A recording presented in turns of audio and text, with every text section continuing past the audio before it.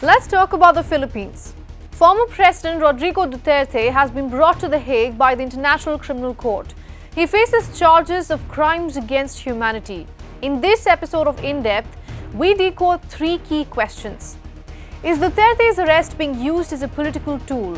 Does the arrest show action or inaction on the ICC's part? And what about the arrests against Putin and Netanyahu? I'm Minanya Datta. Let's get some answers.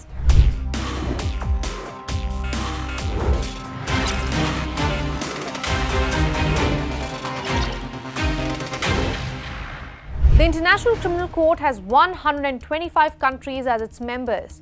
It has jurisdiction across these countries over four types of crimes.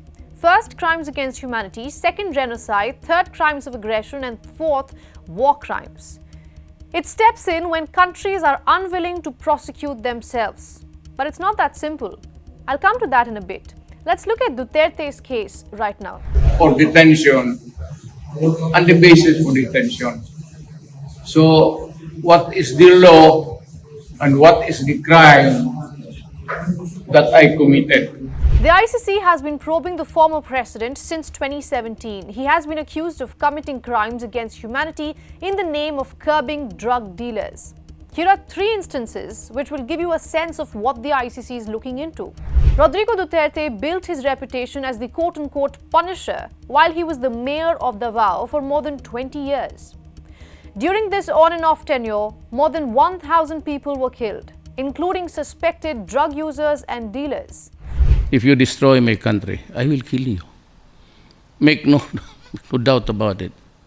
If you destroy the generation of Filipinos coming up to replace us, I will kill you.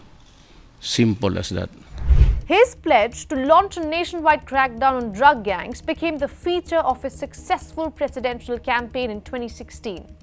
On his first full day, at least 12 people were killed, ushering in a bloody campaign for the next 6 years. In one of his statements as the president, Duterte said he doesn't care about human rights and issued a shoot-to-kill order against drug dealers. If you raise the flag of ISIS, that was the time I said, this cannot be done. It has to be stopped. And I'm willing to gamble with Marcelo. By the end of his term in 2022, the police claimed they had executed 7,000 people. The rights groups put the figure at 30,000. Many of these victims were dumped in garbage sites and open fields. The security personnel were offered immunity from prosecution. An Amnesty International report found that police officers confessed to receiving reward money for every drug suspect they killed. My order to them was that if they are holding a gun, kill them immediately so there will be one less criminal. Throughout his presidency, Duterte enjoyed a high approval rating from the public, allowing him to push for his brutal anti-drug war agenda. But his arrest has provoked mixed reactions. I think it was a right action because for people who were claiming for justice, for the deaths of their children, to get peace and happiness for those who were killed. Dragging him outside the country is good as being imprisoned already. His rights were removed, no matter which sin he has committed. He shouldn't have been brought away like that. He should have stayed in the country. We have our courts to decide on the case.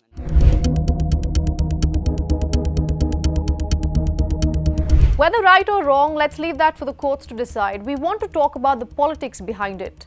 Remember, earlier I had said that the ICC has jurisdiction over 125 of its members. Well, that's only on paper. Duterte's arrest was possible not because of this jurisdiction. It was possible because of a narrow set of circumstances that allowed ICC to act. You see, the court cannot carry out arrests on its own. It leaves it at the mercy of the official government. And who's in power in Manila right now? This man, Ferdinand Marcos Jr., who has made no qualms about his hatred towards Duterte. The arrest has an uncanny timing. It's an election year in the Philippines and two major political families have had a public fallout. Interestingly, Duterte's daughter, Sara Duterte, is the current vice president, and there is an impeachment process ongoing against her. The political rivalry has reached heights unimaginable. At one point, the vice president said, and I'm quoting, she wants to cut Marco's head off and threatened to dig up his dead father's body and throw it into the ocean. Sara Duterte has now flown to The Hague to assist her father. There is no legal basis at all to turn over or to endorse the president, the former president to ICC. So, wala silang... If they're looking for justice, there's no justice here.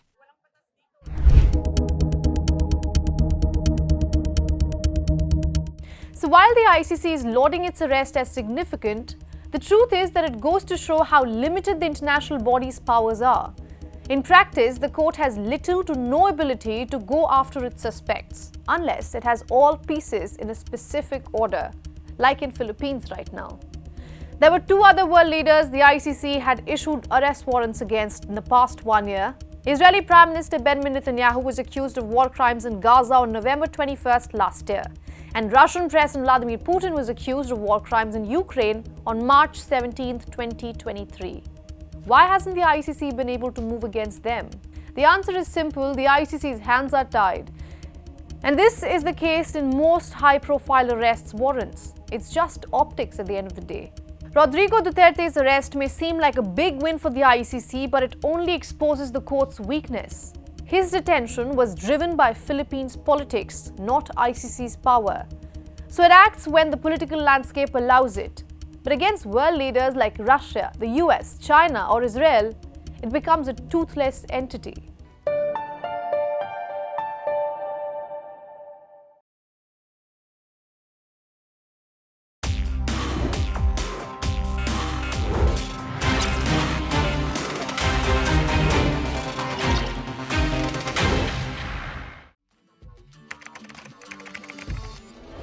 What the changes in India's population and the differential growth rates. This city has emerged. We have a very special guest on the record. The interview. The role that the US side played at that point of time. पूरी दुनिया की नजर. Assume my phone is tapped. I can probably say hello to Mr. Modi. आपके भारत पर है. Episode of Know Your Candidate. The rising confidence of India under Prime Minister Narendra Modi. Communist China is the greatest threat. There will come a day that we will see far more radical extremist. I'm still a little perplexed by why we... Your daily dose of news from India and across the world. Cutting edge views and analysis. Tune into HT videos, click on the bell icon to subscribe.